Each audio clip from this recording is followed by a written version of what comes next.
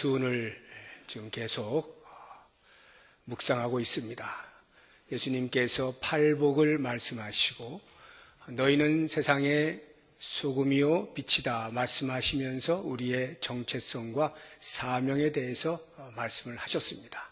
그리고 이제 21절부터 그 사명과 정체성을 구체적으로 삶 속에서 어디에 적용해야 되느냐라고 하는 내용으로 말씀을 하시는데, 그 전에 17절에서부터 20절까지가 그 사이에 삽입이 되어 있고, 오늘과 다음 주일에 이 부분에 대해서 저희들이 같이 묵상을 하려고 하는데, 이 삽입되어진 내용은 율법에 관련되어진 것입니다. 예수님께서 율법을 어떻게 생각하고 계시고 율법과 당신과 어떠한 관계에 있느냐라고 하는 것에 대하여 언급을 하시는 겁니다.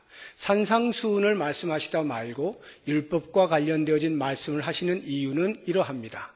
듣고 있는 청중들이 전부 유대인들입니다. 유대인들은 율법을 따라 살아왔던 사람들입니다. 그런데 하나님 나라가 도래하게 되었고 하나님 나라의 백성들은 이와 같은 수칙으로 산다라고 하는 새로운 말씀들을 주실 때 그들의 마음속에 그러면 우리가 지금까지 지켜왔던 율법은 어떻게 되는 겁니까? 그러면 우리는 더 이상 율법을 지키지 않아도 되는 겁니까? 라고 하는 생각을 할 수가 있겠죠. 뿐만 아니라 율법의 수호자들이었던 바리새인들이나 서기관들이나 사두개인들이나 이러한 지도자들이 볼 때에는 예수님께서 마치 율법을 파괴하고 새로운 교훈을 주고 있는 것처럼 보이기 때문에 너는 율법을 파괴하는 사람이다 라고 하는 낙인을 찍을 수도 있겠기에 예수님께서 당신이 가지고 있는 율법관, 율법을 어떻게 생각하시는지 미리 말을 하는 것이 낫겠다 싶어서 하나님 나라의 수칙에 대한 구체적인 삶의 내용들을 말씀하시기 전에 이렇게 율법에 대한 이야기를 먼저 하시는 겁니다. 예수님의 결론은 이것입니다. 내가 율법의 완성자다. 오늘 말씀 17절 보시게 되면 내가 율법이나 선지자를 폐하러 온 줄로 생각하지 말라. 폐하러 온 것이 아니요 완전하게 하려 함이라. 그래서 당신 스스로를 율법의 완성자라 이렇게 말씀을 하고 있습니다. 성경에 보게 되면 율법에 대한 상반된 진술들이 있습니다. 어떤 곳에서는 율법은 더 이상 필요 없다라고 폐기론을 주장하는 구절이 있는가 하면 어떤 곳에서는 그렇지 않다, 율법은 반드시 필요하다라고 옹호를 하고 있는 구절도 있습니다. 한번 보도록 하겠습니다. 한 절씩만 대표절 보겠는데 히브리서 10장 9절 말씀 우리 같이 읽습니다. 그 후에 말씀하시기를 보시옵소서 내가 하나님의 뜻을 행하러 왔나이다 하셨으니 그 첫째 것을 폐하심은 둘째 것을 세우려 하심이라. 여기에 나오는 첫째 것이 율법입니다. 둘째 것은 예수 그리스도의 복음, 예수 그리스도의 구속 사역을 의미합니다. 율법은 더 이상 필요 없게 되었다라고 하는 거예요. 예수 그리스도의 구속 사역으로 인하여 율법은 끝났다라는 말씀입니다. 그런데 로마서 3장 31절 보면 또 다른 이야기가 나옵니다. 같이 읽어봅니다. 그런즉 우리가 믿음으로 말미암아 율법을 파기하느냐? 그럴 수 없느니라. 도리어 율법을 굳게 세우느니라. 복음, 믿음, 예수 그리스도의 등장으로 인하여 율법이 파기되었느냐? 아니다라는 거예요. 사도 바울은 오히려 그 율법을 굳게 한다라고 이야기를 하면서 율법을 옹호하고 있는 것을 볼 수가 있습니다. 바로 여기에 예수님께서 당신의 생각을 말씀하시는 거예요. 내가 율법의 완성자다라고 하는 것이고 사도 바울은 이 부분에 대하여 동의를 하고 있는데 로마서 10장 4절 말씀 같이 한번 봅니다. 그리스도는 모든 믿는 자에게 의를 이루기 위하여 율법의 마침이 되시니라. 여기 마침이라고 하는 것은 끝 또는 완성을 의미하는 거예요. 그래서 율법의 완성자라고 말씀하신 예수님의 진술에 적극적으로 동의를 하고 있는 것을 볼 수가 있습니다. 그렇다고 하면 성경에 어느 곳에서는 율법이 파기되었다, 끝났다라고 이야기하고 어느 곳에서는 아니다, 계속해서 유효하다라고 말씀을 할 때 오늘날 우리들의 생각 속에는 혼란이 올 수가 있습니다. 과연 율법을 어떻게 이해해야 할 것이냐? 우리가 혼란스럽다면 우리의 믿음의 선조들도 역시 혼란스러웠을 것입니다. 당시의 사람들은 말할 것도 없겠죠. 그래서 우리의 선조들 가운데에 개혁신학에 투철했던 사람들 가운데에서 이런 부분들을 해결하기 위해서 교리적으로 난제라고 여겨지는 여러 가지 것들을 모아서 해설을 해놓은 것이 있습니다. 그것이 웨스트민스터 신앙고백서라고 하는 것인데요. 이 신앙고백서의 제19조에 보게 되면 율법에 대한 이야기가 나와 있어요. 당시의 사람들이 율법을 어떻게 생각하는지 그것을 인하여 많이 혼란스러웠겠다라고 하는 것을 짐작하게 해주는, 그래서 선명하게 율법은 이것입니다 라고 답을 주고 있는 책입니다. 이 19조에 보게 되면 율법을 세 가지 영역으로 나누어서 설명을 하고 있습니다. 하나의 율법이지만 영역이 여러 개가 있다는 것인데요. 그 첫 번째가 제의법 또는 의식법이라고 합니다. 이것은 제사를 드리는 어떤 방식들, 의식, 날이나 절기를 지키는 이러한 것들에 관련되어진 율법을 의미합니다. 또 다른 하나는 시민법 또는 국가법이라고 하는데, 이스라엘이 국가로 살아가면서 그 국가가 지키는 독특한 법들이 있는데 그것을 이 율법 안에서 시민법이라 분류를 해놓았고요. 또 다른 하나가 도덕법입니다. 윤리법, 도덕법. 이 도덕법이라고 하는 것은 이스라엘 백성들뿐만이 아니라 모든 사람은 다 누구나 공감이 되어지고 그렇게 살아야지라고 할 만한 그러한 내용을 담고 있는 율법들을 말합니다.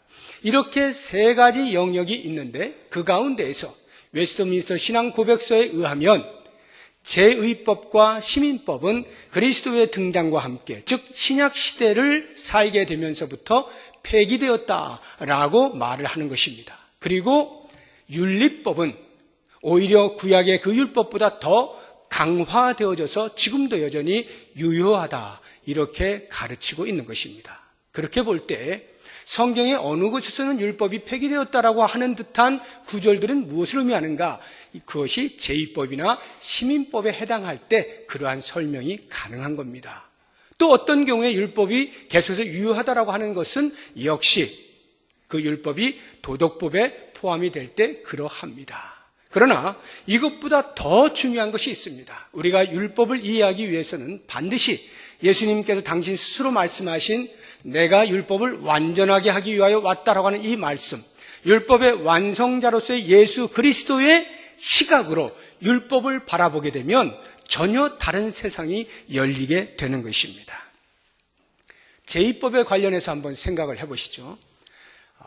이스라엘 민족들은 5대 제사가 있습니다. 번제, 소제, 화목제, 속죄제, 속건제라고 하는 이 5대 제사를 통해서 계속해서 자기들의 죄를 씻음받았다라고 하는 상징과 더불어 하나님을 만나는 행위, 그것이 제사를 통하여 이루어지고 있었습니다.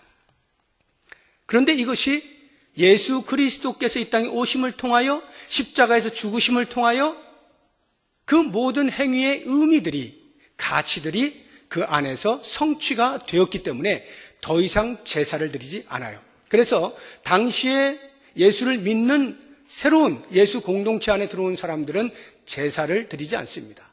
오직 유대주의에 입각한 사람들만 계속해서 제사를 드릴 뿐이고, 그리스도의 오심의 의미와 목적을 분명히 깨닫는 사람들은 더 이상 제사를 드리지 않게 되었어요.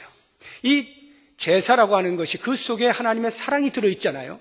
우리 인간들이 어떻게 하면 하나님을 만날 수 있을까? 그것을 일시적으로나마 짐승의 피를 통하여 다른 무엇에게 죄를 전가시켜서라도 하나님이 깨끗하다 인정해 주시고 잠시 일시적으로나마 만나주시는 하나님의 사랑이 그 제사법 속에 들어있는데, 이 사랑의 결정체가 십자가에서 드러나게 된 것이죠.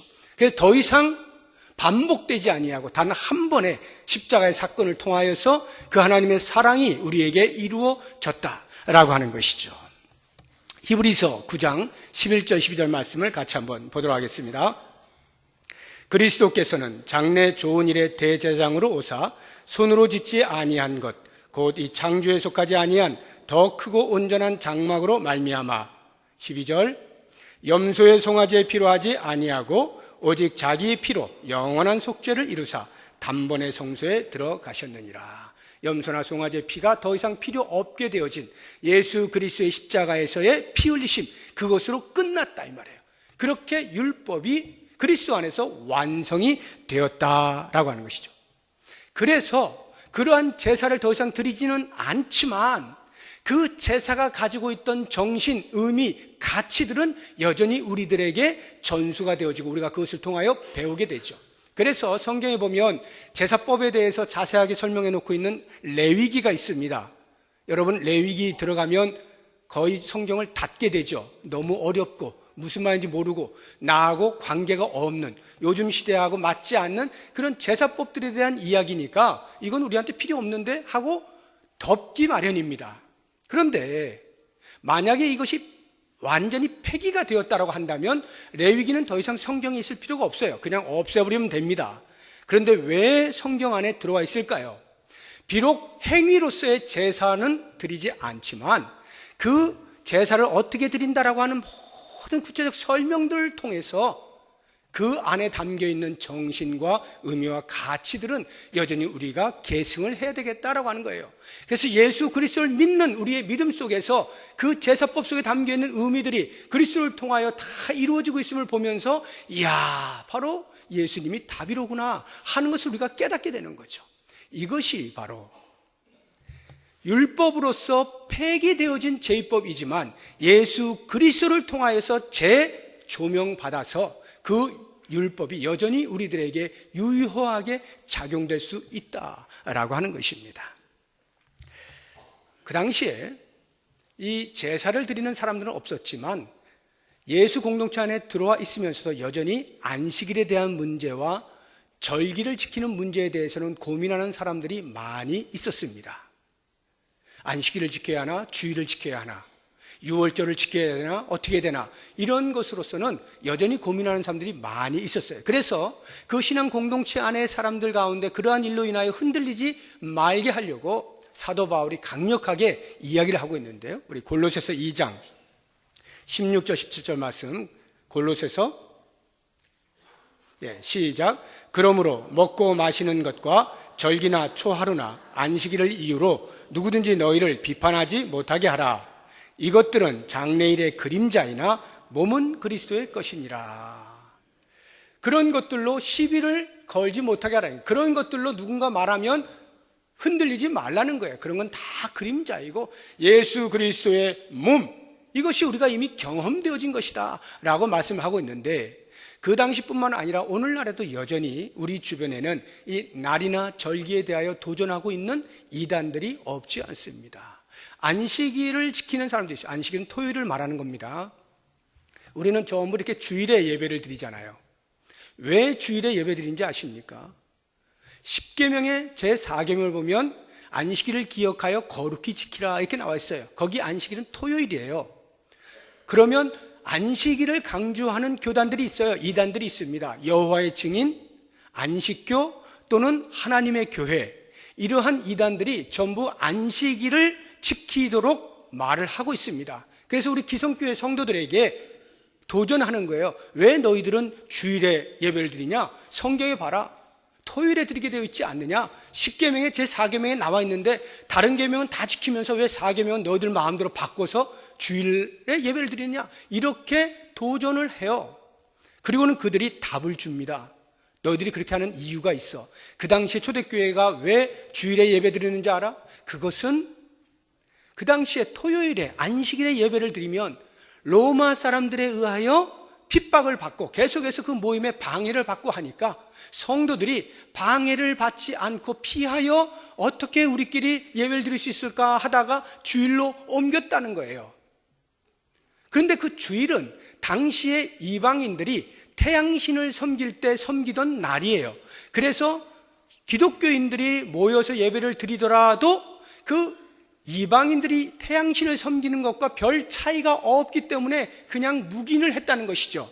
그래서 그 당시 초대교회 당시의 성도들이 주일에 모인 거야 라고 우리에게 가르쳐 주는 거예요.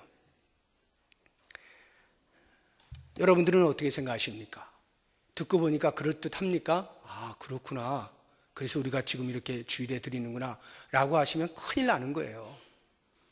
왜 주일에 예배드린지에 대한 안식일을 기억하여 거룩히 지키라는 율법이 그리스도로 인하여 새롭게 재조명되어야 하는 이 사실을 알지 못하면 그냥 예배드리는 거예요. 그러면 누군가가 토요일에 하는 게 맞아 하면 그런가? 하고 토요일에 예배를 드릴 수도 있는 거죠. 큰일 나는 겁니다. 왜 토요일이 아니고 주일이어야 하는지 이제 제가 설명을 드릴 테니까 잘 들어보시고요. 율법은 그리스도로 인하여 재조명되어야 한다 하는 이 사실을 꼭 기억을 하면 좋겠어요. 안식일의 정신을 한번 보십시오. 하나님께서 6일 동안 천지를 창조하시고 7일째 쉬셨습니다. 왜 쉬셨을까요? 물론 사람들에게 쉼이라고 하는 것을 가르쳐 주기 위해서도 있지만 그 이전에 먼저 중요한 것은 네가 누구냐라고 하는 것을 알게 하시기 위함입니다. 천지를 창조하시고 마지막 날에 사람을 하나님의 형상대로 지으셨어요. 자, 네가 누구냐? 피조물이다. 창조주는 여호와 하나님이시다. 그러면 피조된 자가 어떻게 되겠느냐? 그 안식일에 창조하신 창조주를 기억하고 경배하라 라고 하는 것이 안식일의 정신입니다. 그러면 아담과 하와가 죄를 짓기 이전에 그 안식일의 정신을 살려서 하나님께 기쁨으로 찬송하고 예배하고 경배를 드리지 않았겠어요? 그런데 그때 당시에 아담과 하와는 죄가 없는 상태죠. 깨끗하고 정결하고 거룩한 자만 하나님 앞에 예배를 드릴 수 있잖아요. 그러니까 그들이 얼마나 그렇게 예배를 드릴 수가 있었던 거예요. 이게 안식일의 정신이에요. 그런데 죄가 들어왔어요. 그 다음부터 모든 사람들이 죄를 짓습니다. 죄를 짓고 있는 인간이 하나님을 예배할 수가 없는 거예요. 그러니까 하나님께서 임시방편으로 제사라고 하는 것을 통하여 임시적으로, 일시적으로 그렇다 치고 이렇게 만나주시긴 했지만 그것으로는 만족할 수가 없는 거죠. 그래서 영원한 문제 해결로서 예수 그리스도를 보내주신 것입니다. 그리스도께서 십자가에 죽으셔서 우리의 모든 죄의 삭신 형벌을 대신 치러내셨기 때문에 우리가 이제 죄 없이함이 된 거예요. 그러나 이 죄 없이함이라고 하는 것의 확인이라고 하는 것은 그리스도의 부활로 말미암아 가능한 거예요. 만약에 부활이 없다라고 하면 형벌을 치르기는 했는데 그 다음이 없어요. 그리스도께서 부활을 하셨기 때문에 드디어 우리는 더 이상 그리스도 안에서 죄 있는 자로 여김받지 아니하고 의인이라 칭함을 받게 되어진 거죠. 바로 그와 같은 정체성의 회복과 함께 예배를 드리는 거예요. 그렇다고 하면 어디에 초점을 맞춰야 되겠어요? 그리스도의 죽으심 이후에 부활하신 그날이 되어야 하지 않겠습니까? 예수님께서 주일 새벽에 부활하셨잖아요. 그래서 그 그리스도의 부활, 우리의 정체성을 회복시켜 주신 그 놀라운 부활, 바로 그날에 그 예수 그리스도를 중심하여서 우리는 새로운 사람이 되었다, 죄 없는 자가 되었다라고 하는 것으로 하나님 앞에 예배를 드리는 것. 그래서 토요일이 아닌 주일에 예배를 드려야 되는 거예요. 두 번째로 안식일의 정신이라고 하면 방금 전에 말씀드린 쉼이라고 하는 것입니다. 쉼. 하나님께서 6일 동안 창조했으니까 쉬셔요. 힘이 드셔서 쉬신 게 아니라 인간의 삶의 패턴을 알려주시는 거죠. 그래서 인간들도 6일 동안 열심히 일하고 하루를 쉬게 하셨어요. 안식을 누릴 수 있도록 하는 것이에요. 그런데 보십시오. 이 진정한 안식이라고 하는 것이 죄가 들어온 이후에 인간에게서 어떻게 찾을 수가 있습니까? 육체적 노동을 쉬면 안식이 옵니까? 6일 동안 일하고 하루 쉬면 안식이 됩니까? 물론 육체적으로 약간의 피곤함을 가실 수는 있겠어요. 그러나 인간에게 있어서 진정한 안식이라고 하는 것은 죄로부터의 해방을 의미하는 것입니다. 죄가 얽매여 있는 상태에서는 아무리 육체가 일주일에 5일을 쉰다 하여도 진정한 쉼이라고 할 수가 없는 거죠. 그렇다고 하면 그리스도께서 십자가에 죽으시고 우리의 죄를 사해 주셨을 때 거기에서부터 진정한 안식이 찾아오게 되는 것 아니겠습니까? 그러면 토요일이면 예수님께서 어디 계실 때입니까? 금요일에 십자가에서 못 박혀 죽으시고 토요일에는 무덤 속에 계실 때 아니에요? 그때에 우리가 무슨 쉼을 얻을 수가 있어요? 지금 죽어 있는 상태인데요. 그리스도께서 부활하실 때 우리가 함께 부활하는 것 아닙니까? 그리스도의 부활이 주일 새벽이잖아요. 거기에서 진정한 안식이 찾아오잖아요. 그리스도 안에 들어올 때 우리가 안식을 누리게 되는 것 아니겠습니까? 그렇다고 하면 과연 어느 날 예배를 드려야 되겠어요? 당연히 부활하신 그 주일. 이것이 바로 예수 그리스도의 빛으로 율법을 재조명한다라고 하는 말이에요. 그래서 우리는 주일에 예배를 드리는 거예요. 분명히 알고 계셔야 됩니다. 그래서 이 주일이라고 하는 것은요, 우리가 보통 주일 성수 이렇게 말하잖아요. 주일을 거룩히 지켜라 이 말이잖아요. 거룩히 지켜라. 옛날부터 우리 선배 목사님들은 주일 성수를 강조를 많이 했어요. 그것은 지금도 역시 마찬가지로 강조되어야 할 부분입니다. 주일을 거룩히 지키는 거예요. 그러나 주일은요, 지키는 것 이상의 의미가 있는 거예요. 하나님 앞에 지켜내야 된다라고 하는 그 이상의 의미가 있어요. 뭘까요? 진정한 힘을 주신다니까요. 우리에게 진정한 힘을 주시는 거예요. 안식을 주시는 거예요. 그래서 우리는 주일에 모여서 함께 예배를 드릴 때 누릴 수 있어야 되는 거예요. 그냥 지키는 것으로 막 이렇게 경직되게 힘줘서 그러고 있는 게 아니라 하나님이 우리에게 그리스도를 통하여 힘을 주셨구나, 안식을 주셨구나라고 하는 누림이 있어야 되는 거예요. 이게 주일이에요. 우리가 예배를 드릴 때 그러한 개념을 알고 나오시는 분들하고 이거 지키지 아니하면 하나님께 또 어떻게 하실지 몰라 무서워갖고 이렇게 나오는 것하고 예배의 질이 달라지죠. 여러분은 어떻게 나오셨습니까? 누릴 수 있어야 돼요. 누릴 수 있어야 돼. 주일은 누리는 거예요. 주님이 우리에게 누리도록 해주신 날이다 라고 하는 것입니다. 자, 이제 안식일을 왜 주일로 바꾸어서 드려야 되는지 분명히 아셨을 거고, 또 하나 이제 유월절에 대해서 이야기를 하고 싶은데, 오늘날 유월절을 지키는 교회는 없어요. 딱 한 군데를 빼고. 하나님의 교회가 유월절을 지켜요. 어떻게 지키는지는 제가 가보지 않아가지고 모르겠습니다. 근데 유월절을 지킵니다. 유월절은요, 이스라엘 백성들이 애굽에서 나온 것을 기념하여 그 하나님의 구원을 노래하기 위하여 지키는 절기가 유월절입니다. 그래서 1월 14일에 그들이 출애굽했거든요. 그래서 이 하나님의 교회는 1월 14일에 정확하게 유월절을 지켜요. 저도 궁금해요. 어떻게 지키는지. 유월절을 지켜야 됩니까? 안 지켜야 됩니까? 율법에 나와 있잖아요. 유월절을 지켜라. 예수님께서 말씀하셨잖아요. 십자가에 돌아가시기 전에 너희들이 유월절을 준비하라. 이런 말씀들 어떻게 할 거예요? 그들은 그 말씀을 액면 그대로 받고 예수님께서 명령하신 건데 왜 안 지키느냐 이렇게 이야기하거든요. 여러분, 유월절의 정신이 뭡니까? 하나님께서 당신의 백성을 구원하신 것 아니겠어요? 당신의 백성을 사랑하여 구원하신 것을 기억하는 것, 그것을 기념하고 감사하고 찬송하는 것, 이게 유월절이잖아요. 그렇다고 하면 그 유월절 어린 양 대신 예수 그리스도를 통하여 우리가 구원을 받았죠. 구원의 대상자이신 예수 그리스도에 대한 우리의 신앙의 고백, 그리고 그 신앙의 고백 위에 우리의 신앙의 삶, 이것이 곧 유월절을 지키는 거예요. 그러니까 우리는 예수님이 나의 구세주입니다 라고 하는 이 신앙의 고백과 함께 나는 예수님만 위하여 살겠습니다, 예수님만 따라가겠습니다 라고 하는 삶의 행위가 있을 때 우리는 이미 그 속에서 유월절을 지키고 있는 거예요.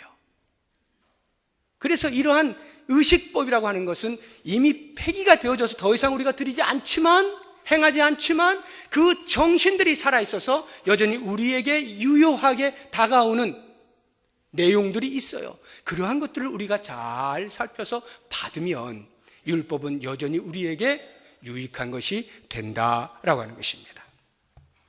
시민법을 한번 보시죠. 시민법이라고 하는 것, 국가법이라고 하는 것은 이스라엘이라고 하는 그 나라에게만 독특하게 적용되어지는 법을 말하는 건데요. 10계명의 5계명을 보시면 내 부모를 공경하라 이렇게 돼 있어요. 내 부모를 공경하라는 것은 동서고금을 막론하고 어느 나라 어느 사람이든지 다 고개가 끄덕거려지는 상식이요 도덕입니다. 그래서 도덕법에 해당이 될 것 같은 생각이 드는데요, 이것은 그 나라 사람들에게는 시민법이에요. 왜냐하면 그렇게 하지 않을 때에 처벌을 하는 그 수위를 보면 일반적이지가 않다는 것을 금방 알 수가 있습니다. 출애굽기 21장 15절과 17절 두 절 말씀 같이 한번 봅니다. 자기 아버지나 어머니를 치는 자는 반드시 죽일지니라. 엄마 아빠를 이렇게 치면 죽인대요. 그 다음 17절, 자기의 아버지나 어머니를 저주하는 자는 반드시 죽일지. 저주한다는 게 뭐예요? 막 욕하고 이런 거죠. 오늘날에 혹시 뭐 이런 사람 거의 없습니다만 가끔 뉴스에 보면 나오잖아요. 뭐 부모에게 막 대들고 이런. 그런다고 죽입니까? 돌로 막 쳐 죽이나요? 그런 부모는 아무도 없어요. 어느 부모가 자기 자식이 자기에게 좀 잘못한다 해서 죽입니까? 이런 법은 없어요. 이건 이스라엘 민족만 지키는 법이에요. 또 한 군데를 더 보죠. 신명기 21장 18절에서 21절까지 같이 읽어봅니다. 사람에게 완악하고 패역한 아들이 있어 그의 아버지의 말이나 그 어머니의 말을 순종하지 아니하고 부모가 징계하여도 순종하지 아니하거든 그의 부모가 그를 끌고 성문에 이르러 그 성읍 장로들에게 나아가서 그 성읍 장로들에게 말하기를 우리의 이 자식은 완악하고 패역하여 우리 말을 듣지 아니하고 방탕하며 술에 잠긴 자라 하면 그 성읍의 모든 사람들이 그를 돌로 쳐 죽일지니 이같이 내가 너희 중에서 악을 제하라. 그리하면 온 이스라엘이 듣고 두려워하리라. 겁나는 말 아닙니까? 만약에 이 법을 오늘날 우리들이 적용하여 그대로 지킨다면 글쎄요, 여기에 앉아있을 분이 몇 분이나 계실까요? 다들 자라면서 부모에게 한 번쯤은 속썩이지 않았습니까? 그럴 때 이 법 바로 적용하면 그냥 죽는 거예요. 나이 10살이 채 못 돼 다 죽었을 거야 아마.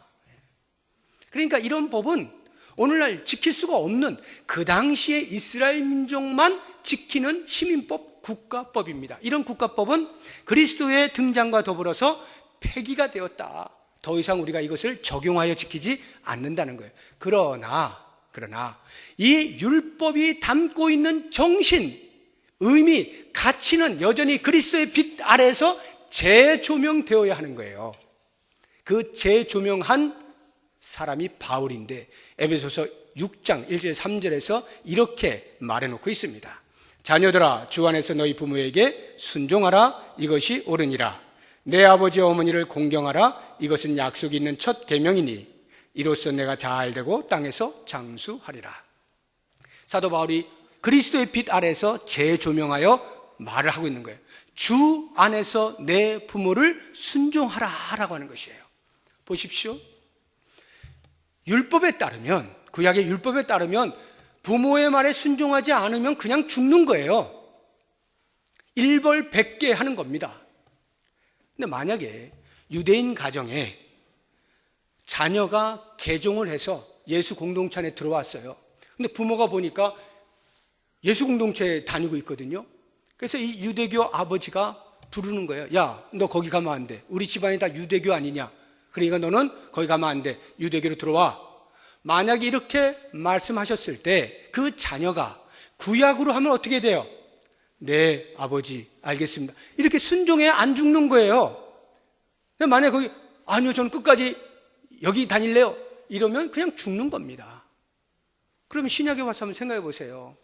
예수님께서 마태복음 10장에 보면 그런 말씀이 있거든요. 내가 너희에게 화평을 주러 온 줄로 생각하지 말라. 나는 검을 주러 세상에 왔다. 이렇게 말씀하거든요. 그게 뭐냐 하면 가족 안에 부모와 자식 간에 불화가 있을 수 있다는 거예요. 서로 미워할 수 있다는 거예요. 왜? 신앙 때문에. 누구는 예수를 믿는데 누구는 믿지를 않아요. 그러면 이것으로 인하여 갈등이 일어날 수 있다는 거예요. 만약에 전부 순종하는 것이라면 갈등이 필요 없겠죠.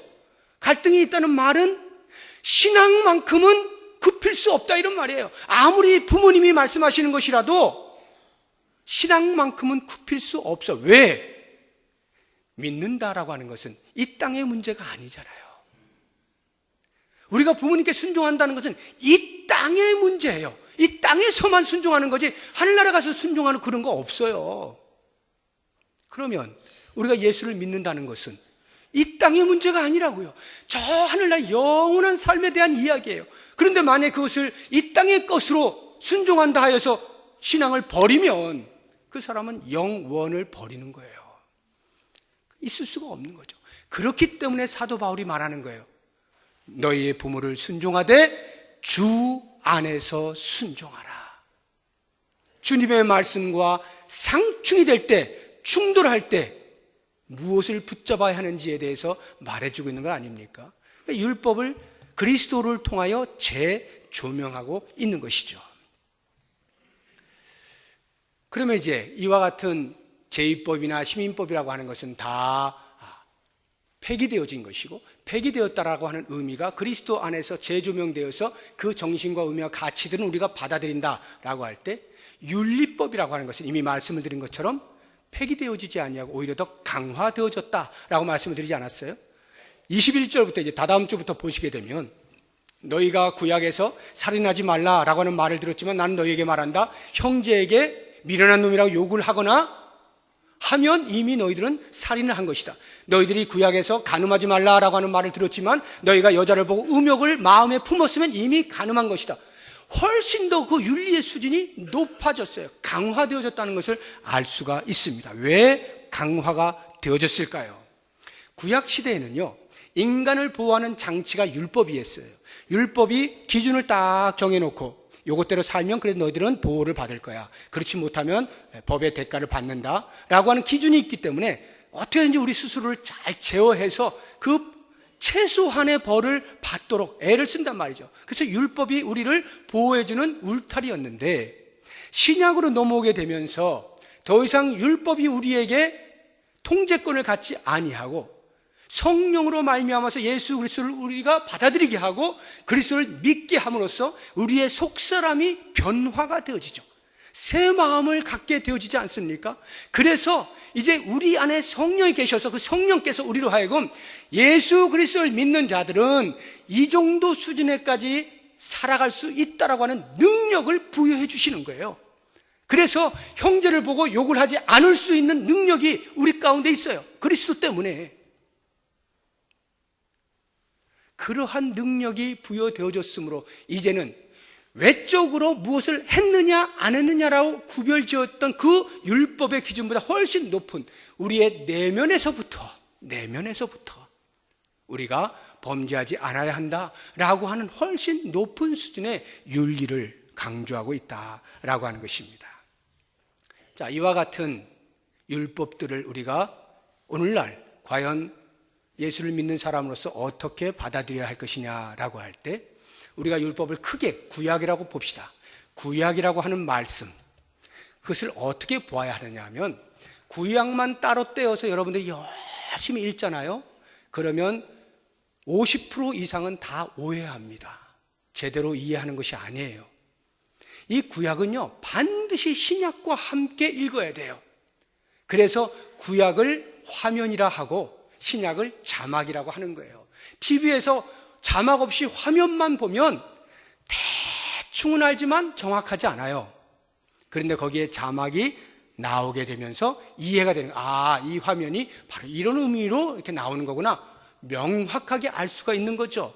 그런 면에서 우리가 율법이라고 하는 것은 이 신약의 그리스도의 가르침을 통하여서 새롭게 보아야 되는 거예요. 그럴 때 구약에서 말씀하신 것이 무엇을 의미하는 것인지 정확하게 이해할 수가 있게 되는 것입니다. 그래서 오늘 이제 말씀을 마치면 세례식이 있게 되는데요. 이 세례도 가만히 생각해 보십시오. 세례는 구약 시대는 없었던 거예요. 신약 시대부터 세례가 나온 겁니다. 그런데 갑자기 하늘에서 떨어진 것이 아니에요. 이 예식이. 이것은 구약의 할례라고 하는 예식이 변화되어져서 세례로 바뀐 겁니다.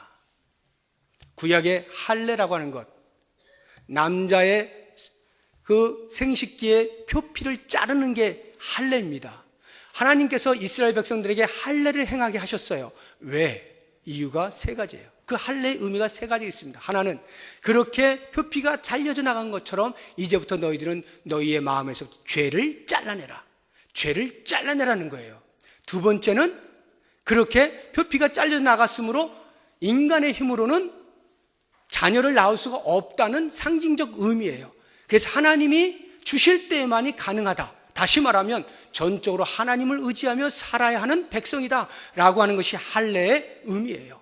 또 다른 하나는 그렇게 표피가 잘려져 나간 것처럼 너희가 만약 하나님을 배반하면 너희들이 나에게서부터 내쳐지게 될 것이다 라고 하는 강력한 언약의 표시가 이 할례입니다. 그렇다고 하면 이러한 할례라고 하는 구약의 의식이 신약으로 넘어와서 그리스도의 빛 가운데로 재조명되니까 그것이 세례라고 하는 것으로 탄생이 된 거예요. 세례가 뭔지 바울이 이렇게 간단하게 말을 해놓았어요. 갈라디아 3장 27절 말씀 같이 읽어봅니다. 누구든지 그리스도와 합하기 위하여 세례를 받은 자는 그리스도로 옷 입었느니라. 세례라고 하는 것은 그리스도와 합하는 것이다 라고 이야기하고 있습니다. 보세요. 우리가 세례를 받을 때 그 의미가 이제부터 나는 죄에 대하여 죽은 자입니다 라고 하는 의미가 세례 속에 담겨 있는 거예요. 그래서 나는 더 이상 내 의지대로 살지 아니하고 오직 그리스도를 따라 그리스도를 위하여만 살겠습니다 라고 하는 게 세례예요.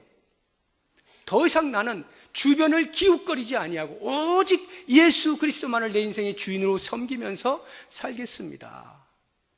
이게 세례예요. 오늘 세례를 받으시는 분들, 이것이 세례입니다. 이 정신을 가지고 세례를 받게 되어질 때 그 사람은 그리스도와 연합이라고 하는 삶의 경험을 할 수가 있게 되는 것이죠. 이제 말씀을 맺겠습니다.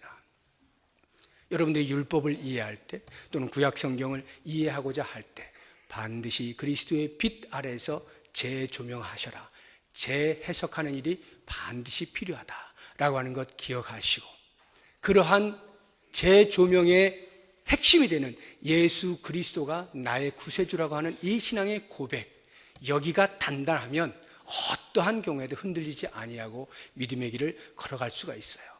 예수 그리스도, 율법의 완성자이신 그 그리스도만을 바라보면서 우리의 신앙의 삶을 계속해서 살아갈 수 있기를 주의 이름으로 부탁드립니다. 기도하겠습니다. 하나님 고맙습니다. 오늘도 말씀을 통하여 우리의 삶이 어떠해야 될지, 우리에게 들려져 있는 율법은 우리가 어떻게 어디까지 적용을 해야 되는지 알게 하심을 감사합니다. 예수 그리스도의 빛 아래에서 그 율법이 우리에게 큰 유익이 되는 것을 알고 율법을 사랑하며 가까이하며 지키기를 기뻐할 수 있는 우리의 삶이 되게 하여 주옵소서. 예수님의 이름으로 기도드립니다. 아멘.